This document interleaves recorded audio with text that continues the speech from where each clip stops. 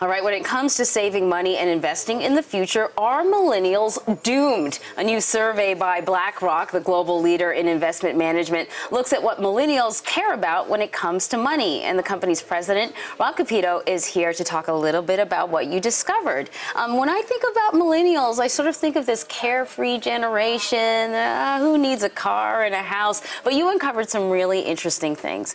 You know, millennials, they have to worry about their student loans, they have to worry about, the cost of high rent, they have to worry about now paying for their own health care once they get out of college. Are they investors? Well, millennials say that they're investors. They actually, in the survey, show that they know what to do. But what's interesting in the survey is they're not actually doing what they know they need to do. And the earlier you save for retirement, the better. So it shows that they're making investments, but they're not making enough investments. And that's borne out by the fact that they have more cash than investments. So they are spending a lot of time using technology. They are the first to use what we call robo-advice, so they're getting a lot of their advice, but they also realize they actually have to have personal advice. So they have all the tools. They know that they need advice. They know what they need to do. Then the survey shows they're actually not doing it. They're not exercising. So then what needs to be done to encourage them to, instead of saving that cash, because that's pretty good if they're savers, but to encourage them to invest? Well, I think awareness is the most important thing. So when you look at the generation that has come before them, what they're going to find out is that they haven't saved enough for retirement. They're going to live longer. And when did living longer become a problem? But instead of spending 10 to 12 years in retirement, they're going to spend 14 to 18 years in retirement. And when you look at this, our survey tells us that the average person around the globe needs about $45,000 of income a year to make it in retirement. And currently, what our numbers show, that if they look at their current income, it's about $9,000. So there's a $36,000 gap between what they have now and what they're going to need. So we're going to run into a very big issue when we have an older population that can't afford to live. The millennials are going to find out that their parents are going to have to move back in with them. Maybe that'll raise some awareness, quite frankly.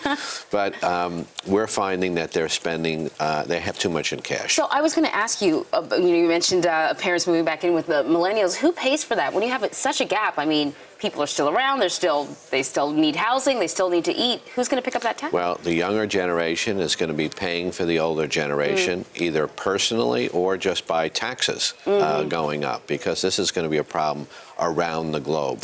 So right now we're finding people have 65 to 70% of their income and their portfolios in cash. That has to be invested. So the typical model for that most people will give is 65% equities and 35% bonds and a very small amount cash. It's actually reversed. So we need to create some awareness to make sure people know that that's not going to get them there. And there are a lot of people who are contributing to the 401k. That's a very good thing. And there are a lot of people, unfortunately, that think they can depend upon Social Security. But Social Security is meant to supplement your income.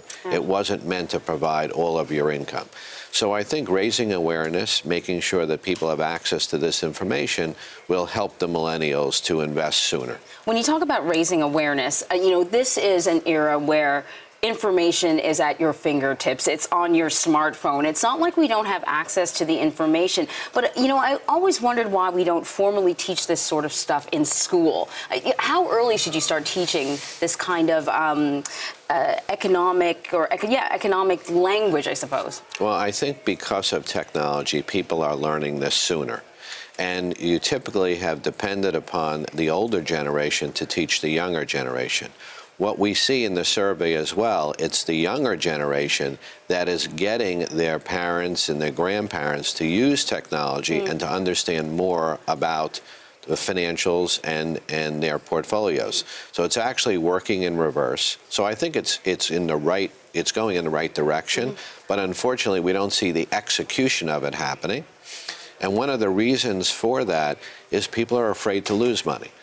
So remember, the millennials are the investors because during the financial crisis, they didn't have money, they didn't have a house, but the memory of their parents and grandparents losing potentially 50% of the value of their home and their portfolio is still on their minds. Yeah. So most investors don't remember when they made money, but they remember every single time they lost money. Yeah. So people are in cash because they feel that's safe and that's their security blanket, when actually it's working against them for the long term. It's the equivalent of putting your money in under your bed, sort of, right? Because it's not making any money for you. In today's interest rate environment, it's exactly that. Yeah.